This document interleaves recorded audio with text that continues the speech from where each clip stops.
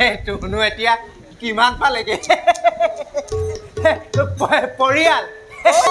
ঠিক ঠিক ৰাজাটো ঘৰত ঠিক ৰাজাটো ঘৰত ঠিক ঠিক ঠিক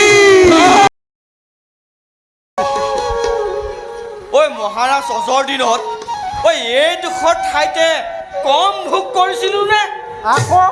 ঐ মাছ বুলিলে মাছ ঐ কাছ বুলিলে কাছ গাখীৰ মাখন মই কৈছোঁ নহয় তোক বিধে বিধে বিধে বিধে বুজিছনে বিধে বিধে ফল মূল পকি গছডাল হৈ থাকে সেইবোৰ কোনেও নাখায় আম জাম লেচু লেটেকু পনিয়ল নাৰিকল সেইবোৰ গছ তলত হৈ থাকে সেইবোৰ কোনেও নাখায় গছৰ সতেজ ফলটোহে খাইছিল দিন যে ক'লে ক'লো বুজিছে মনজাং গাইটি এই সকলোবোৰ ৰজা দশৰথৰ বাবে হৈছে ৰজা দশৰথ হয় অঁ আগতে মহাৰাজৰ দিনত মহাৰাজে আহি প্ৰজাৰ সুখ দুখৰ বিচাৰ লৈছিলেহি লয় প্ৰজাৰ সুখ দুখৰ বিচাৰ লৈছিলেহি এতিয়া মহাৰাজে নাহে তুমি খাবলৈ পাইছানে শুবলৈ পাইছানে মহাৰাজে খবৰ নলয়হি ঐ তেখেতৰ ধুনীয়া ৰাণীকেইজনীৰ লগতে ব্যস্ত হৈ থাকে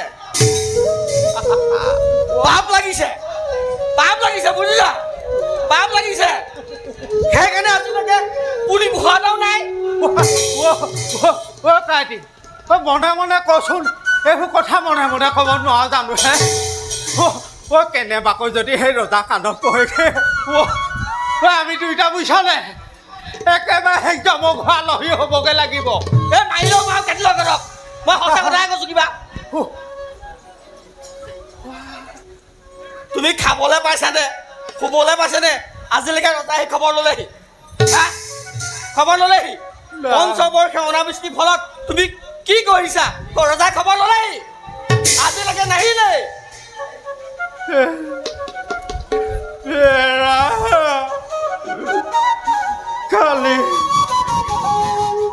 কালি এই উত্তৰ সীমান্ত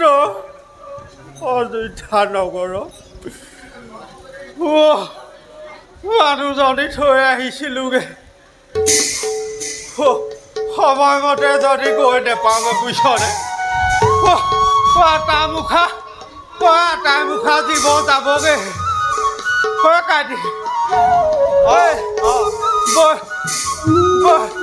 বল উত্তৰ সীমা থকা সেই পৰিয়ালটো কাষলৈকে যাওঁ বল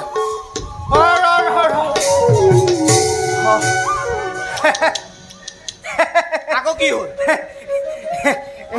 কথা এটা সুধিবলৈ পাহৰি গ'লো কি কথা লাগিছে দেচোন লাষ্টৰ কথাহে লাগিছে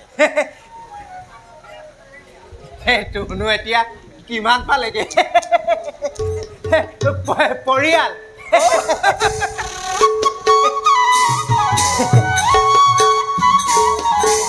লাজ লাগে ক'বলৈ ইমান চুলেগে চাগে একুৰি হ'লগে আৰু মই জানিছোঁ একোৱেই হ'ব আইঅ তই মানুহটো বৰ আহল বহল মানুহ দেই বহুত ডাঙৰকৈ চিন্তা কৰা তুমিও কিন্তু আগত সেই অকণতে হৈ আছা আকৌ ব'ল যাওঁ এতিয়া ব'লা আহা ব'লা ঠিক ঠিক ৰাজাটো ঘৰত ঠিক ঠিক ঠিক ৰাজাটো ঘৰত ঠিক ঠিক ৰাজাটো ঘৰত ঠিক ৰাজাটো ঘৰত ঠিক ঠিক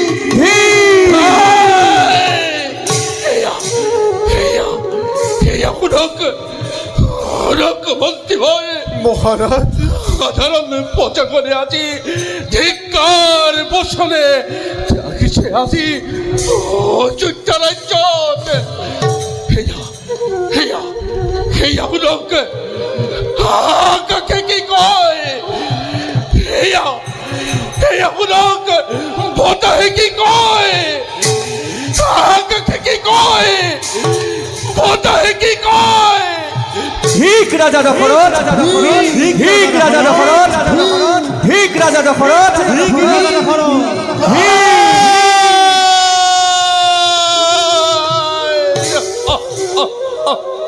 শান্ত হোক মহারাজ, শান্ত হোক। এয়া মাত্ৰ আপোনাৰ মনৰ ভ্ৰম। সূৰ্যোদয়ৰ পৰা সূৰ্য অস্তলৈকে বিনা